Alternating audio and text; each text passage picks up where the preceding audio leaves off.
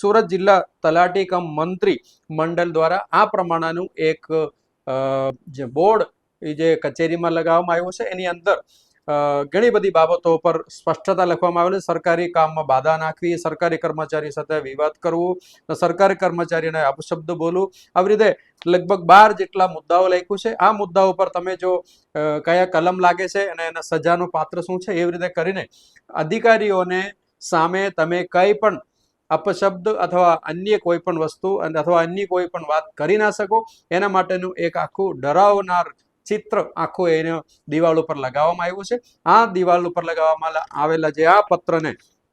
આપણા આરટીએ દ્વારા જાણકારી માંગતા અને ચીટનીસ કમ તાલુકા વિકાસ અધિકારી જાહેર માહિતી અધિકારી છે એમને જિલ્લા પંચાયતમાંથી જણાવ્યું છે આ પ્રમાણેની કોઈ પણ મંજૂરી અમે આપવામાં આવેલ નથી, આ પ્રમાણે કોઈ પણ બોર્ડ લગાવવું યોગ્ય નથી એવું એમનું કહેવું છે.